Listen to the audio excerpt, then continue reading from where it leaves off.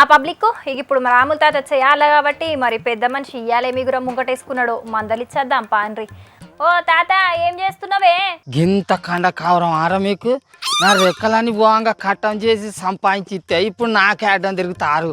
ఆగుర్రి, నేను ఎక్కడి పోయి చెప్తే మీరు ఇంటారో ఆడికే పోతాను. ఆగుర్రిగా ఏమైందా తాత? ఎవరు నీకు అడ్డం తిరిగింది? ఎవరి దగ్గరకు నువ్వు పోయేది? ఎవరవో తోకమట్టగాళ్ళు నీకు అన్ని చెప్పాలనా? ఇత్తులు కచ్చకాయలు. అయ్యో నువ్వేమన్నా సొక్కం పూసవా? నువ్వు కూడా నీ అయ్యవ తీరేనా? నీకు అన్ని చెప్తారు. ఇక తిక్క తిక్కగున్నదా ముసలోడా? నేను నా అయ్యవ్వ తీరైతే నీకు చేసిన కీడేందో చెప్పరాదు. ఏమో లావు నీలుగుతున్నావు. అవో నీ శంకిని ముఖంలో మొరం కొట్ట. నువ్వు కూడా నీ అవ్వ తీరేనా అయితివి?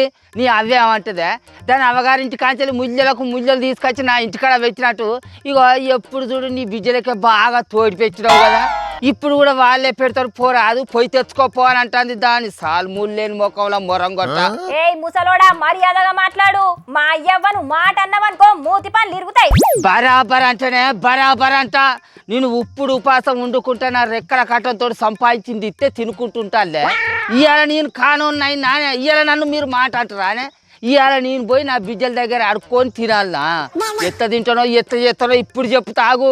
అవ్వో నీ సంగతి కూడా చెప్పనమ్మా. నువ్వు కూడా తక్కదాని నీ సంగతి కూడా చెప్తాగు. అరే ఈ ముసలోడు గింతగానం తనలాడుతున్నాడంటే ఇంతకు ఇంటికాడ ఏం లొల్లి జరిగింది కావచ్చు. సూపర్ అరుచుకుందాం. తాత ఇంతకు లొల్లేందో చక్కగా చెప్పే. చెప్తే నువ్వు ఆర్చేదానివా తీర్చేదానివా? ఏం జరిగిందో చెప్పు అని నిలుగుతాంది. అరే నీ అవ్వ మా అయ్యవ నిన్నేమని అనేది ఉంటే నేను అడుగుతానే. అట్లా అనుడు తప్పు కదా అని నేను అరుచుకుంటా. ఎవ్వటి అడుగుడద్దు, ఎవ్వరు చెప్పుడద్దు. ఊళ్ళో పెద్ద మనుషులు నోరంతా పోంగా ఊకుండా పెట్టిన ఊకొని నీ శంకిని అవ్వ ఇక నువ్వు చెప్తే వింటదా? అందుకే పోతానా పోలీస్ స్టేషన్కే పోతాను. ఇక పిటిషన్ ఇచ్చేందుకు వాళ్ళు చెప్తేనే వింటారు. నీ అయ్యవ్వ లేకుంటున్నారు చెప్తారు. వాళ్ళే మంచిగా బుద్ధి చెప్తారు. ఆగు. అరే పోలీస్ స్టేషన్ దాకా ఎందుకే తాత? నీకు జర అన్నం పెట్టి అడుగుతున్నానే. ఇంత పంచదేంటిదో చెప్పు నేను అడుగుతా గాని. అరే మొన్న వచ్చిన గాలి దుమారాలకు నా ఇంటి మీద ఉన్న రేకులన్నీ కొట్టుకపోయి మొత్తం పొట్టు పొట్టు అయినాయి. పిల్ల అక్కర రాకుండా అయితే మళ్ళీ వాటిని కొనుక్కొని వేసుకోవాలనుకుంటే దగ్గర ఓ 15-20 వేల రూపాయలు అవుతాయి అట. అయితే గన్నిగనం రూపాయలు నా దగ్గర ఎక్కడి బిడ్డ అని నా ఇద్దరు కొడుకులను పిలిచి, అరే మీరు కొన్ని అన్ని పైసలు ఇచ్చే ఉంటే నా దగ్గర కొన్ని అన్ని కలుపుకొని నేను రేకులు కొనుక్కొచ్చి వేసుకుంటారా నా ఇంటి మీద అని చెప్పిన గంతే. మా దగ్గర లేవు మేము ఇయ్యమని అన్నారా? కాదు ఇన్నొద్దుల సంధి సాటుంగా నీ బిడ్డలకు బాగానే తోడిపెట్టినావు కదా. ఇప్పుడు వచ్చి నీ ఇంటి మీద లేచిపోయిన రేకులను వాళ్ళనే ఇయ్యమను అని చెప్పి నీ అవ్వను నీ చిన్న అవ్వ ఈరేచం వేసుకుంటా ఒగలొల్లా అనే తల్లి వాళ్ళని ఊకుండా పెట్టేందుకు ఊరంతా సుడిపడ్డది అంటున్నావు. అబ్బరలోల్లి అయినా నీ ఇల్లు కొట్టుకపోతే నీ బిడ్డలు ఎట్లా ఖర్చు పెడతారటనే? వాళ్ళకేం అవసరం? మీ అయ్యవ్వ నా దగ్గర నుంచి ఏర్పడేటప్పుడు నా బిడ్డలకు కూడా భూమి వంచిచ్చిన కదా. అగో ఇప్పుడు అయ్యవ్వ ఖర్చులల్లో కూడా బిడ్డలు వాట కట్టాలని ఈ పంచాయతీలు అదేదో మధ్యప్రదేశ్లో ఉండే ఓ కోర్టు ఇసొంటి తీర్పు ఇచ్చిందట కదా.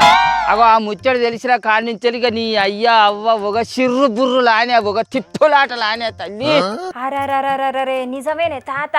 కొడుకులతోని సమానంగా బిడ్డలు కూడా అయ్యవ్వ ఆస్తుల వాటాలు పొందినప్పుడు వాళ్ళ వృద్ధాప్యంలో కూడా బిడ్డలు బాధ్యత తీసుకోవాలన్నట. లేకుంటే ముసలోళ్ళ ఖర్చుల మందం నెల భరణమైనా ఇయ్యాలని కోర్టు ఆర్డర్ ఇచ్చింది. అగో గట్లనే నా కొడుకుల దగ్గర నుంచి నా బిడ్డల దగ్గర నుంచి నెల నాకు కూడా భరణం కావాలి. లేకుంటే ఈ లొల్లులు పంచాదులు నేను పెట్టుకోలేనే తల్లి. నా కోడన్లు శంకిని కోడన్లు నా అల్లుళ్ళు బచ్చబాజీ మొగోళ్ళు వాళ్ళతోటి నేనేడ పంచాదులు పెట్టుకుంటా నేనేడ కొలుసుకుంటా. అబ్బో సరే భరణం ఇస్తారు గాని ఇంతకు ఎంత ఇవ్వమంటున్నావు? నెల భరణం నెల ఓ 5-6 వేల రూపాయలు అయితే చదువుకుంటా. కాదు నా ముసలిదానికి నాకు వేరుగా ఓ 5-6 వేల రూపాయలు ఇచ్చేది ఉంటే మేము చదువుకుంటాం. అంటే ఇప్పుడు రోజుకు 90 ml తాగుతున్నావు కదా. భరణం వచ్చినాక రోజుకు 1/4 మందు గుద్దుతావా అన్నట్టుగా అంతే. ఈ నోట్ల మన్ను కొట్టాని కండల కంప కొట్టాని తీసుకుపోయి బొందల గజ్జగ పెట్టి రాను ఏం మాట్లాడతాను? అది నోరా మోరే. అరే మా ముసలోళ్ళకు ఎన్ని తీర్ల ఖర్చులు ఉంటాయా? మాతర్ల కానీ రోగాల కానీ రొంపుల కానీ పోసుక తావుల కానీ ఎన్ని తీర్ల ఖర్చులు ఉంటాయా మాకు? ముసలోళ్ళు మీకేం ఖర్చులు ఉంటాయని అంటారేందే? మా కాలి చేతులు చక్కగా ఉన్నన్ని రోజులు భూములు జాగాలు సంపాదించితే కూర్చొని తింటారు కాదే.